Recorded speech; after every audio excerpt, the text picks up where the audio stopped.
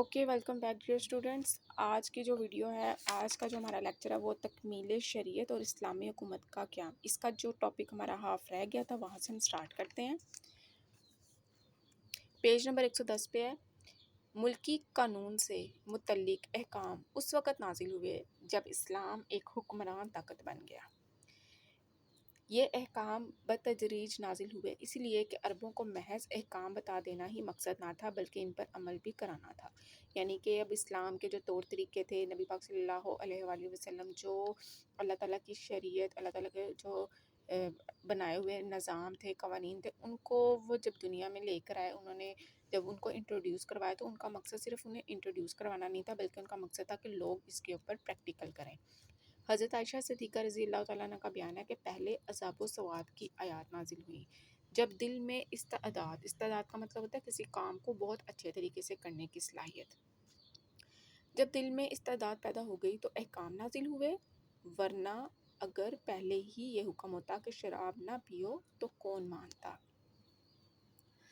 حضور اکرم صلی اللہ علیہ وآلہ وسلم کی مکی زندگی اور مدنی زندگی پر نظر ڈالی جائے تو یہ بات کھل کر سامنے آ جاتی ہے کہ آپ صلی اللہ علیہ وآلہ وسلم کے آخری پیغام کو انسانوں تک پہنچانے اور اس کی روشنی میں مثالی معاشرہ اور اسلامی حکومت قائم کرنے کی غرض سے مبعوث ہوئے تھے۔ اب مبعوث کا مطلب ہوتا ہے مقرر ہوئے تھے، بھیجے گئے تھے، یعنی اللہ تعالیٰ کی طرف سے نبی یا رسول بھیجنا، ٹھیک ہے۔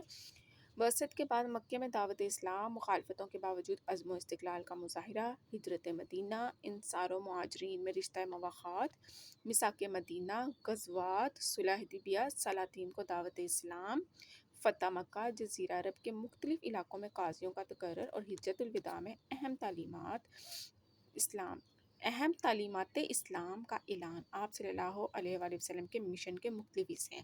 یعنی نبی پاک صلی اللہ علیہ وآلہ وسلم کو دنیا میں کیوں بھیجا گیا وہ اس پیراگراف میں بتا دیا گیا ہے۔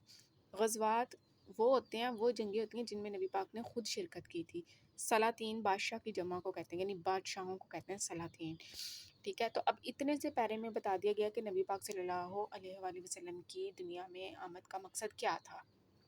اللہ تعالیٰ نے انہیں رسول بنا کر، اپنا نبی بنا کر بھیجا، ان کے اوپر ایک کتاب اتاری اور ان کے بعد نبوت کا سلسلہ جو ہے اس کو ختم کیا، ٹھیک ہے۔ اور نبی پاک صلی اللہ علیہ وآلہ وسلم جو ہے جب دنیا میں آئے، ان کو کیوں بھیجا گیا، یہ ساری لسٹ ان کے مشن میں شامل ہے۔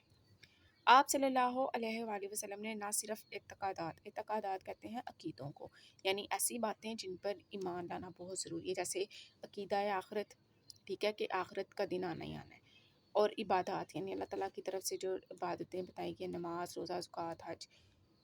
نہ صرف اعتقادات و عبادات کی طرف توجہ دی بلکہ زندگی کے تمام مسائل کو سلجھایا، خواہ ان کا تعلق اعتقادات سے ہو یا عبادات سے، معاملات سے ہو یا اخلاق سے، معاشرت سے ہو یا سیاست سے، یہاں تک کہ زندگی کا کوئی شعبہ ایسا نہیں جس کے متعلق کتاب و سنت میں تعلیم موجود نہ ہو۔ یعنی کہ رسول پاک صلی اللہ علیہ وآلہ وسلم جب اس دنیا میں آئے، اللہ تعالیٰ نے ان کے اوپر ایک کتاب نازل کی جس کا نام تھا قرآن مجید، اور قرآن مجید ایسی کتاب ہے جس کے اندر آپ کو ہر طرح کے مسئلے کا حل ملے گا، ٹھیک ہے۔ کوئی ایسا مسئلہ جس کا حل موجود نہ ہو، یہ ہو ہی نہیں سکتا۔ ایک مکمل کتاب آپ کے اوپر نازل کی گئی اور اس کتاب کے اندر قرآن و سنت، یعنی کہ اس کتاب کے اندر زندگی کے تمام امور، تمام معاملات کا حل موجود ہے۔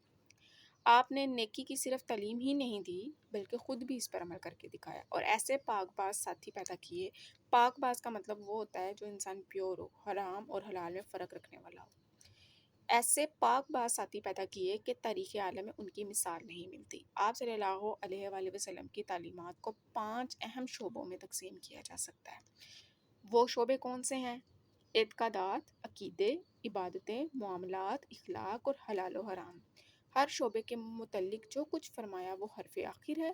یہی وجہ ہے کہ آپ صلی اللہ علیہ وآلہ وسلم کے بعد نبوت کا سلسلہ ختم ہو گیا، یعنی کہ نبی پاک صلی اللہ علیہ وآلہ وسلم نے جو کچھ کہہ دیا ہے وہ اٹل ہے، وہ حرف آخر ہے، اس میں کوئی تبدیلی نہیں کی جا سکتی، اور قیامت تک جو بھی انسان اس دنیا میں آئے گا اس کا آخری نبی جو ہوگا وہ نبی پاک ہوں گے، اور وہ قرآن پاک کی تعلیمات پر عمل کرے گا۔ قرآن پاک کے علاوہ تمام کتابیں منسوخ کر دی گئی ہیں، نبی پاک صلی اللہ علیہ وآلہ وسلم پر نبوت کا سلسلہ ختم کر دیا گیا ہے۔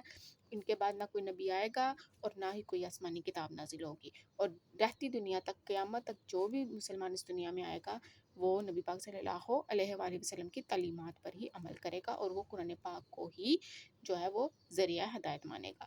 اور اسی کے ساتھ اللہ تعالیٰ نے نبی پاک صلی اللہ علیہ وآلہ وسلم کے ذریعے جو کام لینا تھا تکمیل شریعت کا وہ مکمل ہوا، اور ان کے بعد نبوت کے سلسلے کو ختم کر دیا گیا۔